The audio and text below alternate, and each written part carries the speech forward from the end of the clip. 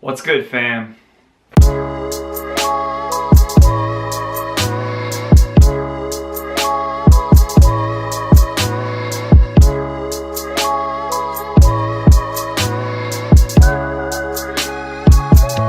How you been? I've been pretty good. A couple of changes around here. Got a new angle for the vlog. I know you're probably totally noticing that. The lighting is rough tonight. I'm sorry. It's hard for you, but it's better on my aging skin. A few updates. I got a haircut. Nice, high and tight, looking clean. Got a new tattoo.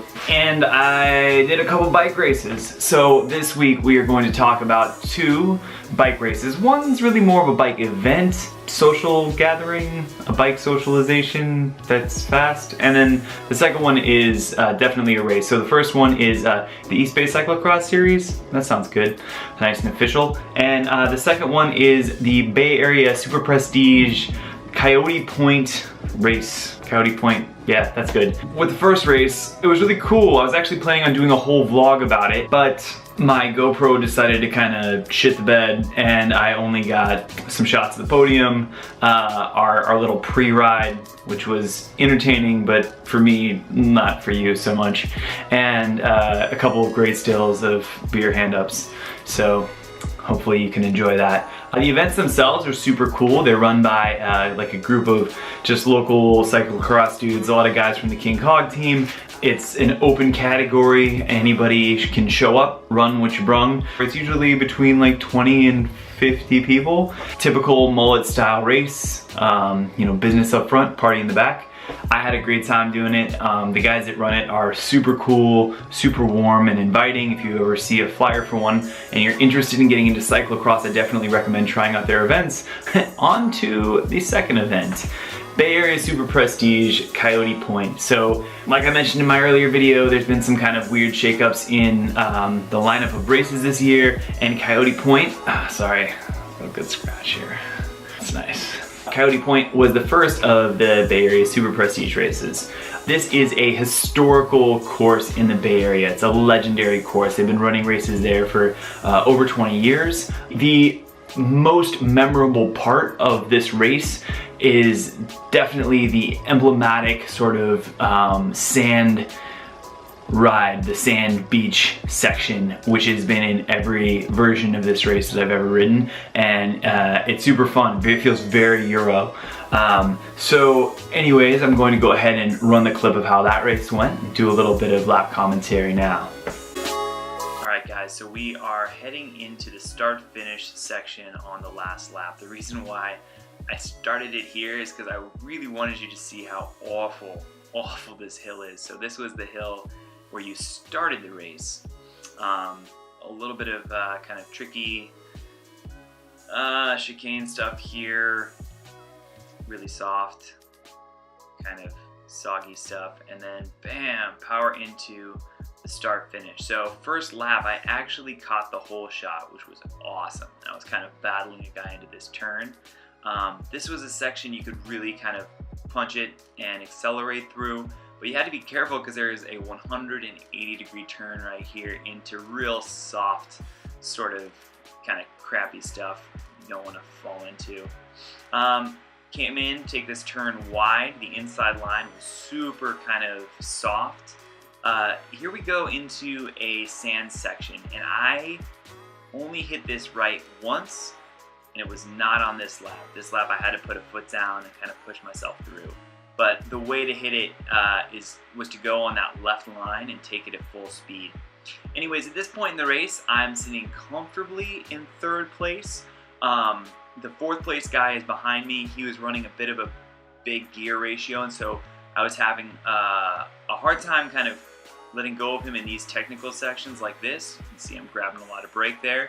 But every time we hit the power section, so that big hill, and then there's another power section on the backside, I was able to put a big gap in, and yeah, this section here was pretty uncomfortable. It was off camber and super soft, into this kind of 180-degree turn, and then up a real kind of crappy, punchy climb.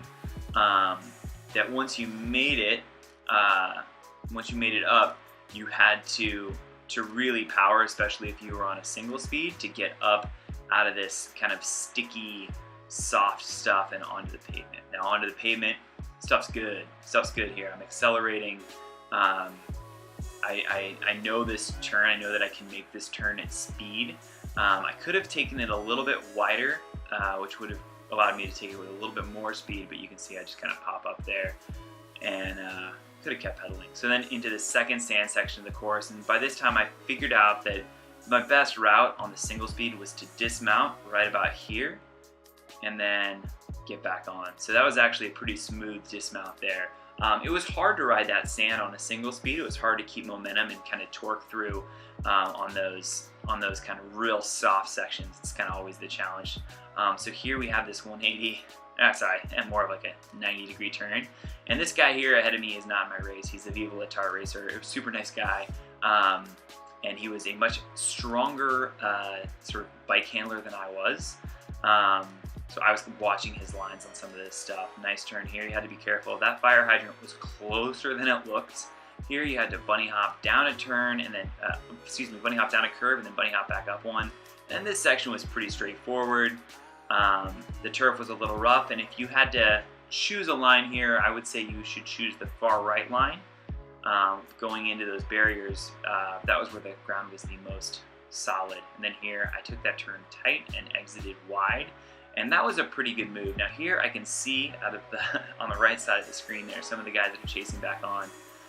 One of those is I believe her name is Caitlin, and she is just a super fast pro woman, and she had actually I think she double flatted at some point and then chased back on from the field behind me to really catch me and probably lap me.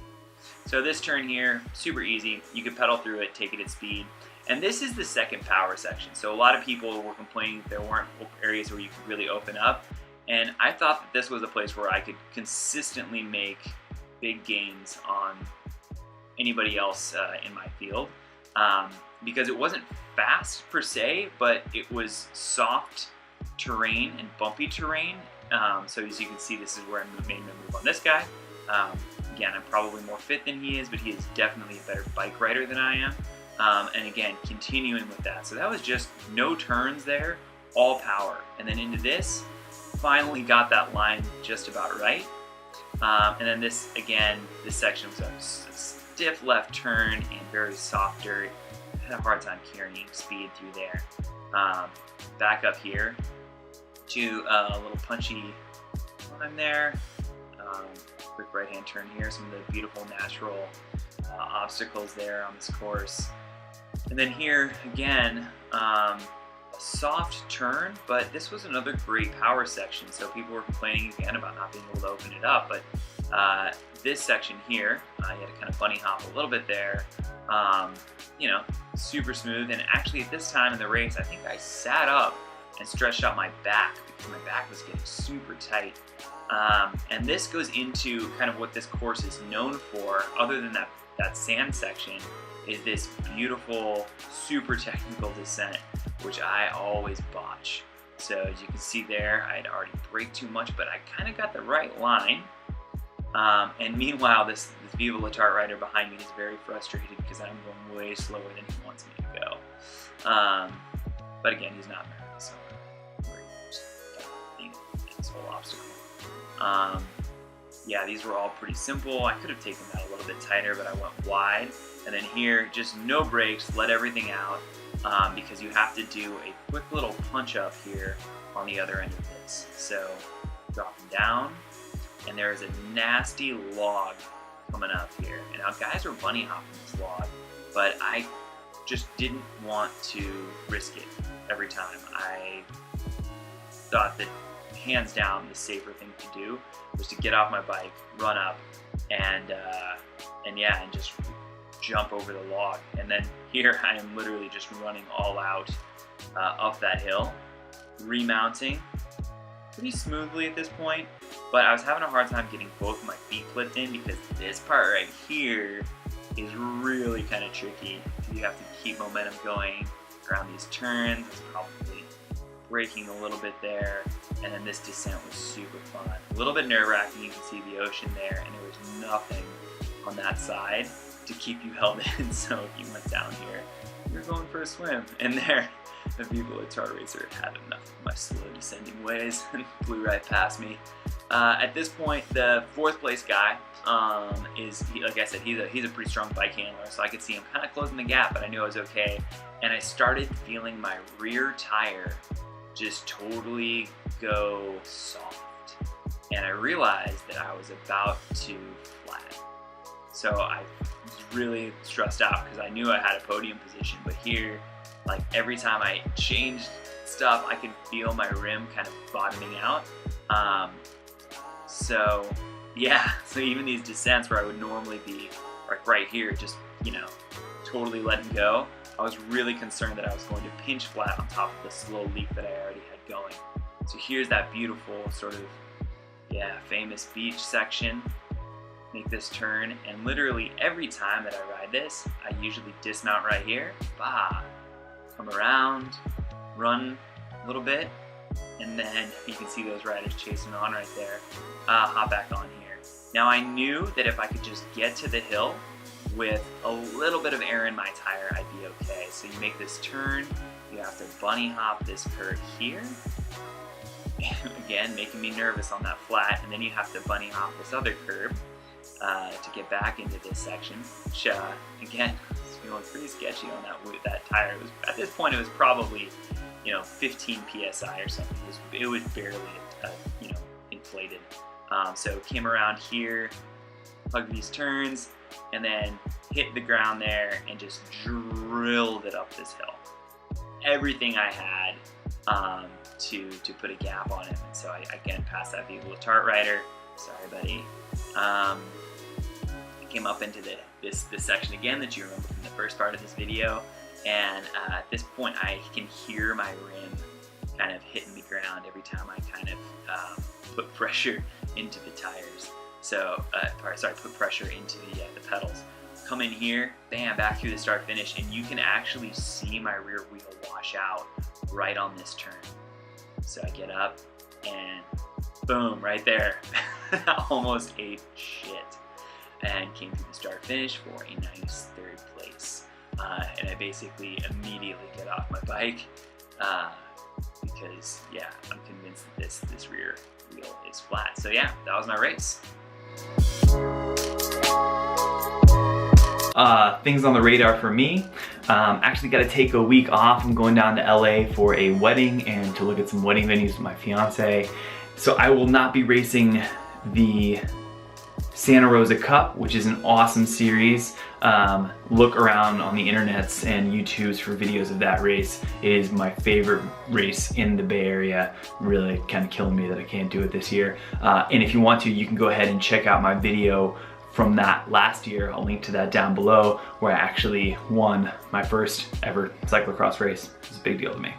And then, so when I come back from LA, I'll be racing Stafford Lake, which is a super pro race. Highly recommend checking that one out. Anyways, until next time, one, thank you for watching. If you like this, like, comment, subscribe, keep the rubber side down, and take care of yourselves.